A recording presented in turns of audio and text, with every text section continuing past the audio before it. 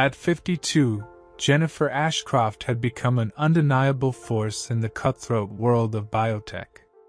Her striking beauty was matched only by her razor-sharp intellect and unyielding determination.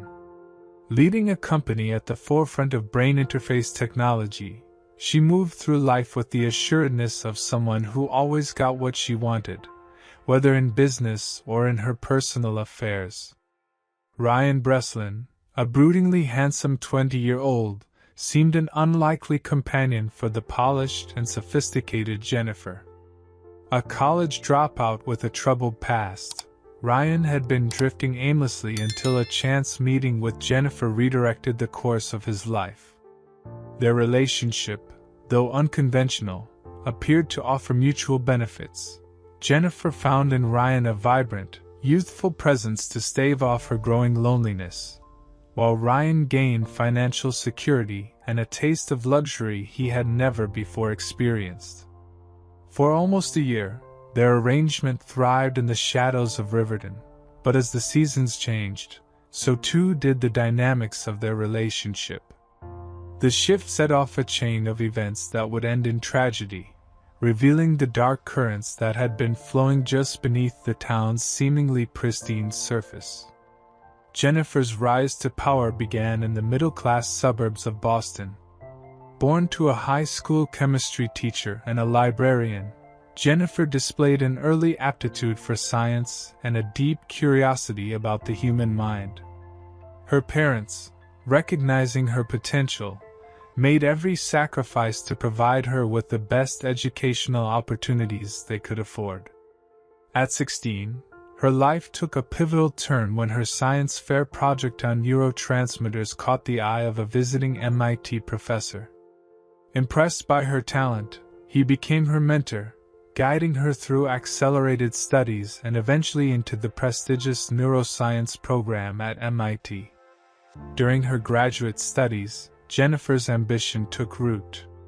Her research into neuroplasticity drew the attention of several biotech startups, and by the age of 25, she had secured her first patent, a groundbreaking innovation in brain-computer interfaces. Under Jennifer's leadership, her company soared, with its stock prices skyrocketing as they made headlines with each technological breakthrough.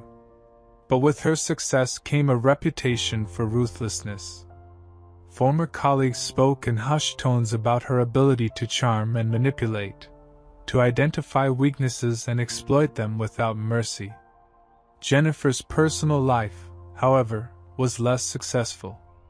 She experienced a series of brief marriages, each one ending as her partners found themselves unable to compete with her true passion, her work. Her first husband, a fellow researcher she met at MIT, lasted 3 years before filing for divorce due to emotional neglect. Her second husband, a charismatic venture capitalist, stayed for 5 years before Jennifer's suspicions of infidelity led to a bitter split. After her third divorce at 48, from a younger art dealer who claimed she had become obsessively controlling, Jennifer abandoned traditional relationships. She began seeking out the company of much younger men, attracted by their vitality and the straightforward nature of transactional relationships.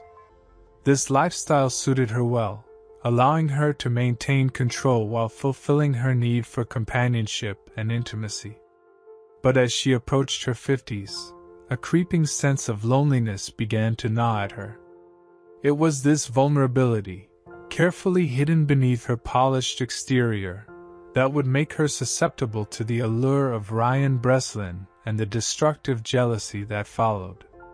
Ryan Breslin's early life was a stark contrast to Jennifer's. Born in a small, struggling town in rural Pennsylvania, Ryan was the youngest of 4 children in a family barely making ends meet. His father, a long-haul trucker with a drinking problem, was rarely home, and his mother, overwhelmed and battling depression, struggled to keep the family afloat. From a young age, Ryan learned to fend for himself. Blessed with good looks and a natural charm, He quickly realized these traits could be used to his advantage. By high school, Ryan had mastered the art of getting by with minimal effort, using his charisma to smooth over academic and disciplinary issues. Despite his mediocre academic record, his SAT scores were surprisingly high, hinting at an intelligence he rarely applied to his studies. This, combined with his talent on the basketball court, earned him a scholarship to a small liberal arts college in Philadelphia. However, college proved to be too much freedom for Ryan. Away from the watchful eyes of his family and teachers, he fell in with a party crowd, and by the end of his freshman year, he had lost his scholarship. Too ashamed to return home, he chose to stay in Philadelphia, bouncing between low-paying jobs and crashing on friends' couches. It was during this aimless period that his path crossed with Jennifer's. Working as a barista in an upscale cafe frequented by business executives, Ryan caught Jennifer's eye one rainy Tuesday morning. She was drawn to his easy smile and the vulnerability she sensed behind his confident demeanor. For Ryan, Jennifer represented everything he had ever wanted: sophistication, success, and a lifestyle far removed from his humble beginnings. Their initial flirtation quickly evolved into something more. Jennifer, intrigued by Ryan's raw potential and eager to shape him into her ideal companion, offered him a proposition. She would provide financial support and introduce him to a life of luxury in exchange for his exclusive companionship. Facing mounting debts and a lack of prospects, Ryan couldn't refuse. Jennifer invited him to a gallery opening, making it clear that this was more than just a casual invitation. The event marked Ryan's formal introduction into Jennifer's world. She arrived at his modest apartment with a tailored suit, perfectly fitted for him. As they moved through the gallery, Jennifer skillfully guided him, whispering explanations about the art and introducing him to her social circle as her young protégé. For Ryan, the evening was a heady experience. He easily slipped into the role of the charming, artistic young man, feeding off the approving glances and engaging conversations with Jennifer's peers. As the night drew on, the attraction between them became undeniable, culminating in a passionate encounter back at Jennifer's penthouse. In the afterglow, Jennifer laid out her proposition.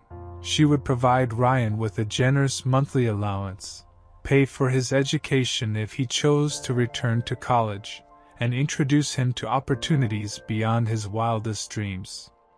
In return, she expected his companionship, discretion, and exclusivity. Seeing a chance to escape his aimless existence and reinvent himself, Ryan agreed without hesitation. The following months were a whirlwind for Ryan. Jennifer moved him into the guesthouse on her estate, upgraded his wardrobe to designer labels, and introduced him to the finer things in life. She enrolled him in art appreciation classes, hired a personal trainer to refine his already impressive physique, and taught him the intricacies of wine tasting and fine dining. Jennifer took great pleasure in molding Ryan, viewing him as both a project and a prized possession. She basked in the envious glances they received at social events, proudly displaying her attractive young companion. For Ryan, the relationship provided both security and excitement. He embraced his new role eagerly, determined to prove his worth and maintain the lifestyle to which he was quickly becoming accustomed. Their physical relationship was passionate, and Jennifer introduced Ryan to a world full of adventures he had never imagined. She constantly pushed his boundaries, always maintaining control, a dynamic that influenced other aspects of their relationship. As summer transitioned to fall, Jennifer and Ryan settled into a routine of luxurious vacations, social events, and cozy evenings at home. To outsiders, they seemed like an unconventional but happy couple. However, beneath the surface, seeds of codependency and obsession were growing, setting the stage for future turmoil.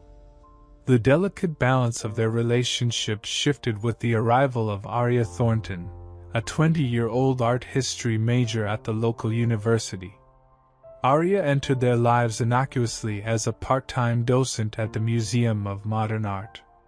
Ryan first met her during one of his frequent museum visits, a habit Jennifer encouraged to further his art education.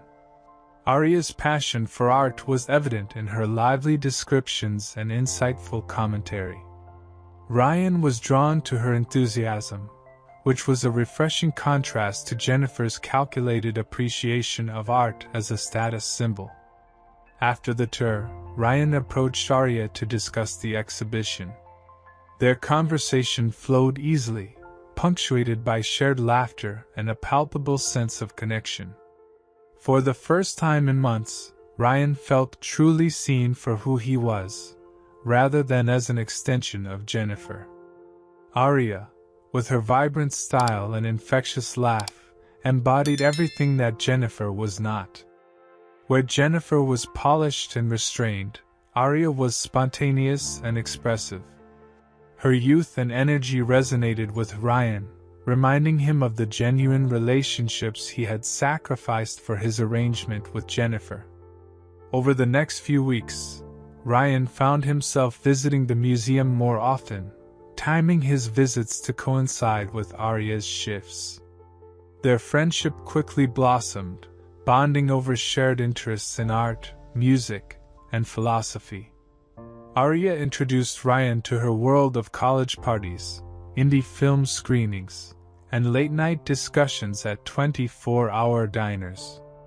These interactions were a breath of fresh air for Ryan, allowing him to rediscover parts of himself that had been suppressed in his relationship with Jennifer. Aria encouraged his interest in photography, even gifting him a vintage camera she had found at a flea market. As Ryan spent more time with Aria, he began to question his relationship with Jennifer. The contrast between the genuine connection he felt with Aria and the transactional nature of his arrangement with Jennifer became increasingly apparent. He found himself making excuses to spend time away from the estate, his thoughts constantly drifting to Aria. Unbeknownst to Ryan, his changing behavior had not gone unnoticed by Jennifer. Her keen instincts, honed by years of corporate maneuvering, sensed a shift in their dynamic. As Ryan pulled away, Jennifer's determination to maintain control intensified, setting the stage for the conflict that would ultimately lead to tragedy. The first signs of trouble were subtle. Jennifer noticed Ryan checking his phone more frequently, his face lighting up at certain messages. He began spending more time at the museum, citing a newfound passion for contemporary art. Initially, Jennifer encouraged this interest, but a nagging suspicion took root. One evening, as they prepared for a charity gala, Jennifer casually asked about Ryan's day at the museum. His response was enthusiastic, filled with details about a new exhibition. But it was the mention of Aria, the incredibly knowledgeable docent, that caught Jennifer's attention. The way Ryan's eyes sparkled as he spoke of her set off alarm bells in Jennifer's mind. Determined to uncover the truth, Jennifer began to monitor Ryan closely. She installed a GPS tracker on his phone under the guise of a security upgrade and hired a private investigator to follow him during his outings. The reports confirmed her worst fears. Ryan was spending considerable time with a young woman, their body language indicating a clear attraction. As evidence of Ryan's growing connection with Aria mounted, Jennifer's jealousy festered. She oscillated between icy detachment and clingy desperation, her moods becoming increasingly unpredictable. One moment she would shower Ryan with expensive gifts. The next, she would subject him to passive-aggressive comments and veiled threats. Jennifer's behavior began to affect her professional life as well. She became distracted during important meetings, snapping at employees for minor infractions. Her assistant noticed an increase in her alcohol consumption, often finding empty wine bottles in her office trash. Unable to contain her suspicions any longer, Jennifer confronted Ryan after a particularly late night out. She demanded to know where he had been, accusing him of betraying her trust. Ryan, caught off guard, tried to downplay his friendship with Arya, insisting that Jennifer was overreacting. The argument escalated quickly, with Jennifer reminding Ryan of everything she had done for him and insinuating that he owed her his loyalty. This confrontation marked a turning point in their relationship. Ryan, feeling trapped and resentful of Jennifer's possessiveness, withdrew further. He became more guarded with his phone, careful not to mention Arya, and invented elaborate excuses for his absences. Jennifer, driven by paranoia, intensified her efforts to control Ryan. She insisted on accompanying him to art events, her possessive body language sending a clear message to anyone who approached them. She surprised him with impromptu visits to the museum, her sharp eyes scanning for any sign of the young docent who had captured Ryan's attention. As the weeks passed, the emotional chasm between Jennifer and Ryan widened. Their once passionate encounters became mechanical, tinged with resentment. Jennifer's jealousy morphed into an obsession, consuming her thoughts and driving her to increasingly desperate measures to keep Ryan by her side. Little did she know that her possessive love was pushing Ryan further away, steering them both towards a confrontation with fatal consequences. As Jennifer's jealousy intensified, she embarked on a calculated campaign to maintain control over Ryan. Drawing on her strategic thinking as a businesswoman, she deployed various manipulation tactics to keep Ryan dependent on her and isolated from Arya's influence. Jennifer's first move was exploiting Ryan's financial dependence. She began to withhold his allowance, citing fictitious issues with her accounts, or claiming she needed to reallocate funds for business purposes. When Ryan expressed concern, she would relent, but only after extracting promises of increased commitment and time spent together. Emotional manipulation became Jennifer's primary weapon. She oscillated between lavishing Ryan with affection and subjecting him to prolonged periods of icy silence. This hot and cold treatment left Ryan constantly off balance, unsure of where he stood. Jennifer also used subtle tactics to isolate Ryan from potential support systems. She scheduled trips that conveniently coincided with plans Ryan had made with friends. She expressed concern about his old acquaintances, implying they were a bad influence, or simply using him for his newfound status. Gradually, Ryan's social circle shrank, leaving Jennifer as his primary source of companionship and validation. In moments of perceived threat, Jennifer would remind Ryan of all she had done for him, framing her controlling behavior as acts of love and generosity. She'd recount how she had rescued him from a life of poverty and obscurity, implying that without her, he would be nothing. These guilt trips reinforced Ryan's sense of obligation and indebtedness to Jennifer. As Ryan continued to pull away, Jennifer's tactics grew more desperate. She began to fake health scares, claiming stress-induced migraines or fainting spells that mysteriously coincided with times Ryan wanted to go out alone. Her performance was so convincing that Ryan often canceled his plans out of genuine concern for her well-being. Through this web of manipulation, Jennifer sought to create a reality where Ryan believed he needed her, where his autonomy was slowly eroded until staying with her seemed like the only viable option. Yet, with each manipulative act, she pushed Ryan closer to his breaking point, fueling a resentment that would soon boil over with devastating consequences. During one of her clandestine investigations into Ryan's past, Jennifer uncovered a secret she believed would give her ultimate leverage. Through her network of private investigators, she learned that Ryan had been involved in a car accident during his freshman year of college. The accident resulted in a serious injury to another student, but Ryan fled the scene in a panic. The case had gone cold due to lack of evidence, but Jennifer now held the missing pieces. Armed with this explosive information, Jennifer carefully planned her approach. She waited for a moment when Ryan was particularly vulnerable, after a heated argument about his increasing absences. As Ryan turned to leave, Jennifer calmly mentioned the accident. The color drained from Ryan's face as he slowly turned back to her. Jennifer laid out the facts with cold precision, producing police reports. She made it clear that she possessed enough evidence to reopen the case and implicate Ryan.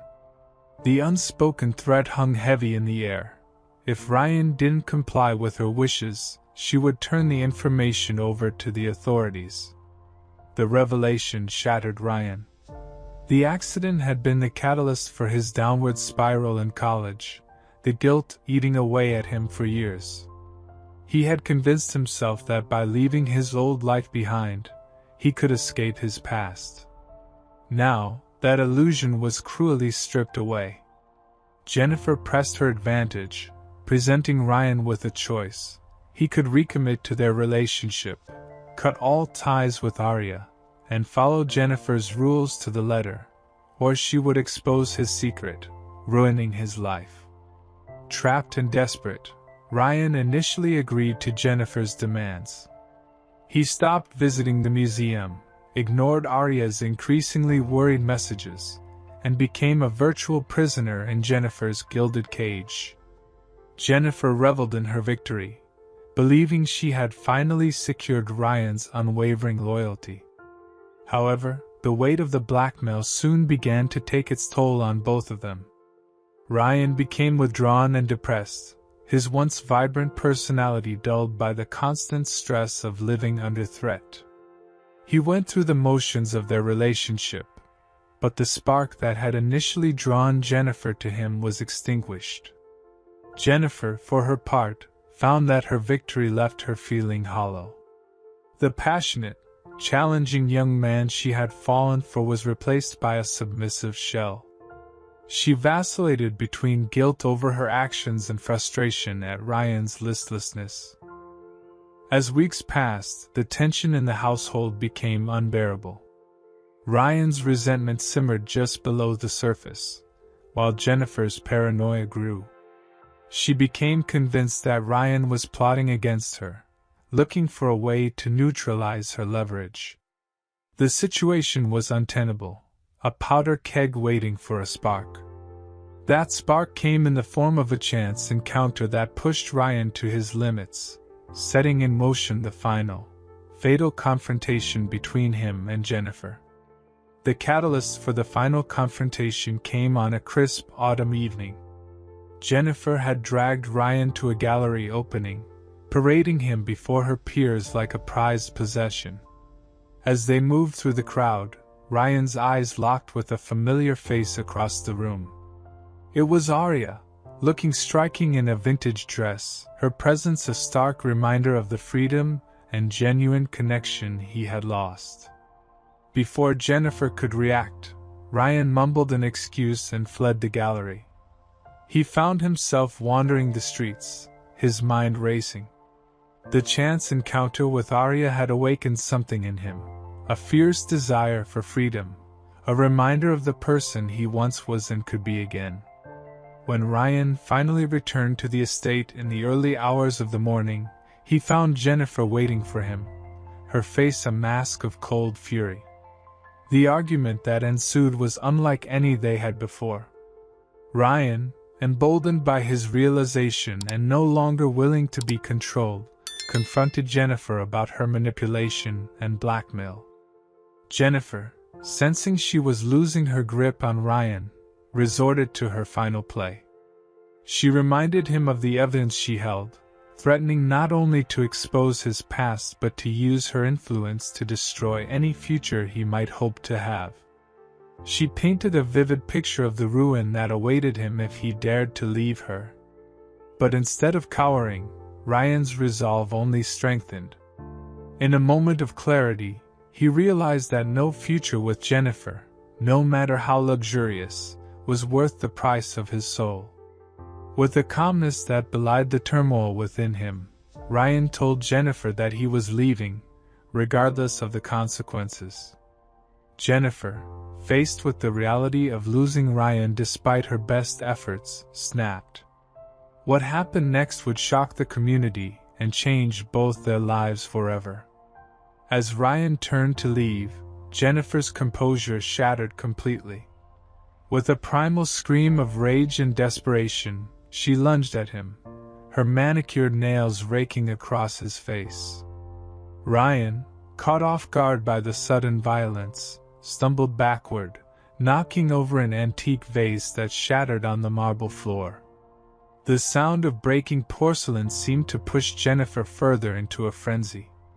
She grabbed a heavy crystal decanter from the bar cart and swung it at Ryan's head. He ducked, the decanter missing him by inches and smashing against the wall, showering them both with glass and expensive scotch. Ryan, realizing the gravity of the situation, tried to restrain Jennifer, pleading with her to calm down. But Jennifer was beyond reason. She clawed at him, kicking and screaming incoherently about betrayal and ingratitude. In the struggle, they careened into Jennifer's prized art collection, paintings crashing to the floor around them. As they grappled, Jennifer's hand closed around the letter opener on her desk, a wicked, ornate thing that was more weapon than office tool. She plunged it toward Ryan's chest. He managed to deflect the blow, but the blade sliced deeply into his arm, drawing a spray of blood. The sight of blood seemed to momentarily snap Jennifer back to reality.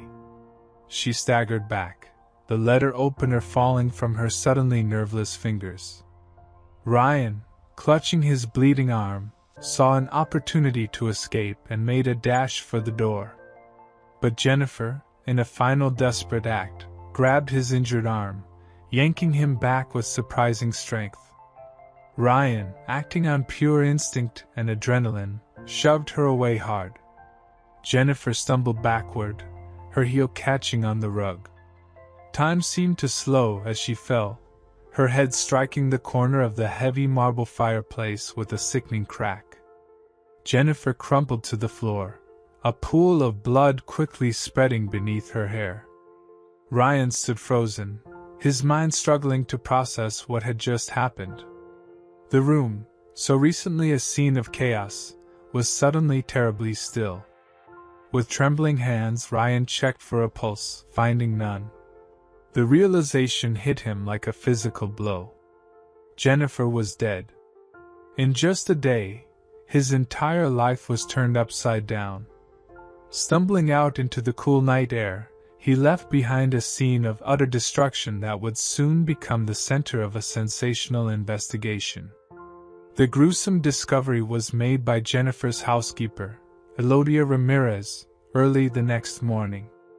Her screams upon finding her employer's lifeless body shattered the tranquil silence of Riverton, bringing neighbors running and prompting a flurry of 911 calls. Detective Lydia Blackwell, a seasoned member of the Riverton Police Department's Homicide Division, arrived at the scene within the hour. The opulent living room, now a tableau of violence, told a story of a fierce struggle. Broken glass crunched under her feet as she surveyed the overturned furniture, shattered artifacts, and blood smears leading to Jennifer's body by the fireplace. As crime scene technicians swarmed the house, Detective Blackwell began piecing together the events of the previous night. Security camera footage showed Ryan fleeing the premises in the early hours, his shirt stained with blood. His swift disappearance made him the prime suspect, and an all-points bulletin was issued for his arrest. As the investigation progressed, a more complex picture began to emerge. Interviews with staff and acquaintances revealed the tumultuous nature of Jennifer and Ryan's relationship. Several witnesses reported frequent arguments and expressed concern about Jennifer's increasingly erratic behavior. A breakthrough came when detectives discovered Jennifer's hidden files detailing her investigation into Ryan's past. Evidence of blackmail added a new dimension to the case, suggesting that Ryan might have been acting in desperation rather than cold-blooded murder. Meanwhile, Ryan remained at large. Sightings were reported across the state, but he managed to elude capture. The turning point in the investigation came from an unexpected source. Aria Thornton, racked with guilt over her role in the events, came forward with crucial information. She provided investigators with text messages and voicemails from Ryan, documenting Jennifer's escalating behavior and his growing fear. Aria's testimony painted a picture of Ryan as a victim of manipulation and abuse, trapped in a gilded cage by Jennifer's wealth and threats. This new perspective prompted Detective Blackwell to dig deeper into Jennifer's past, uncovering a pattern of obsessive behavior and allegations of stalking from her previous relationships. Forensic evidence from the crime scene began to corroborate Ryan's version of events. The angle of Jennifer's fatal injury was consistent with an accidental fall, and defensive wounds on her hands suggested she had been the aggressor in the final confrontation. Perhaps the most damning evidence came from Jennifer's own digital footprint. A thorough examination of her computers revealed the full extent of her surveillance of Ryan, including GPS tracking data and recordings from hidden cameras in their home. The level of invasion and control shocked even the most seasoned investigators. As the true nature of Jennifer and Ryan's relationship came to light, public opinion began to shift. The narrative of the gold-digging boy toy gave way to a more nuanced understanding of a young man trapped in an abusive situation. Initially charged with second-degree murder, Ryan's case took an unexpected turn as evidence of Jennifer's manipulation and abuse mounted. The district attorney's office faced increasing pressure to reconsider the charges. After lengthy deliberations and negotiations with Ryan's defense team, the charges were reduced to manslaughter.